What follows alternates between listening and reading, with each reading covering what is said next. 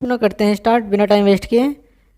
हमारा जो क्वेश्चन है वो है भारतीय संविधान में निहित मौलिक अधिकारों की अवधारणा किस देश के संविधान से ग्रहण की गई थी। तो ये हमको बताना है कि इसमें मौलिक अधिकारों की अवधारणा किस देश से ली गई थी।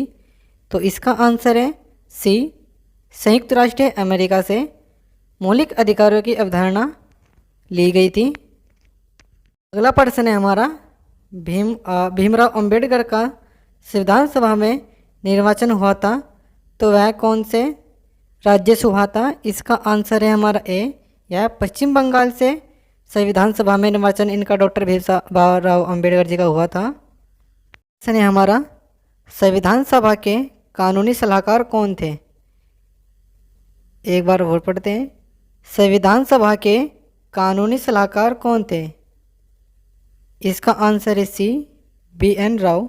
ये संविधान सभा के कानूनी सलाहकार थे। अगर इसके संविधान सभा के अध्यक्ष की बात करें तो वो थे डॉक्टर BR अम्बेडकर। अगला प्रश्न है निम्नलिखित में से कौन भारतीय संविधान की प्रारूप समिति के सदस्य थे। एक बार और पढ़ते हैं, निम्नलिखित में से कौन भारतीय संविधान की प्रारूप समिति के सदस्य थे। तो इसका आंसर है हमारा ए और सी, N गोपाल स्वामी अयंगर और अल्लादी कृष्ण स्वामी अय्यर। ये संविधान सभा के प्रारूप समिति के सदस्य थे। नीचे दिए गए कोड का प्रयोग करते हुए सही उत्तर का चयनित कीजिए। इसका आंसर हमारा सी, इसमें केवल 1 और 2 कोड का प्रयोग करते हुए सही उत्तर आते हैं हमारा। अगला प्रश्न है भारतीय संविधान का 26 नवंबर 1949 को किसके द्वारा अधिनियम नियमित किया गया था। तो इसका आंसर हमारा है ए, संविधान सभा द्वारा भारतीय संविधान का 26 नवंबर 1949 को इसके द्वारा ही किया गया था। किस वर्ष में जन गण मन को भारत के राष्ट्रगान के रूप में अपनाया गया था।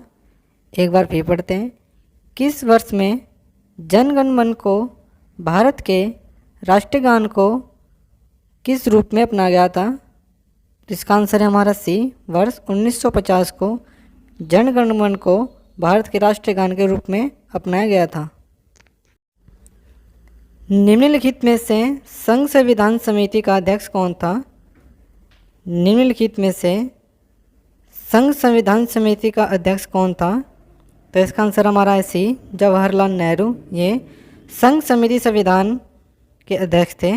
और अगर संविधान के अध्यक्ष की बात करें तो वो थे डॉक्टर BR अम्बेडकर। इसने हमारा संविधान सभा को 26 जनवरी के दिन लागू करने का निर्णय के लिए इसलिए किया गया था क्योंकि, एक बार फिर पढ़ते हैं, संविधान को 26 जनवरी के दिन लागू करने का निर्णय किस लिए किया गया क्योंकि। इसका आंसर है सी, यह एक शुभ दिन था इसलिए 26 जनवरी को संविधान लागू करने का निर्णय लिया गया था। नए राज्य के गठन की शक्ति किस में निहित होती है। नए राज्य के गठन की शक्ति किस में निहित होती है। तो इसका आंसर है ए, संसद में यह गठित होती है। किस संविधान संशोधन द्वारा दिल्ली को राष्ट्रीय राजधानी क्षेत्र का दर्जा प्रदान किया गया था। तो इसका आंसर हमारा है बी, 69वां संविधान संशोधन द्वारा दिल्ली को राष्ट्रीय राजनीति क्षेत्र का दर्जा दिया गया था। छत्तीसगढ़ राज्य की स्थापना कब हुई। छत्तीसगढ़ राज्य की स्थापना कब हुई।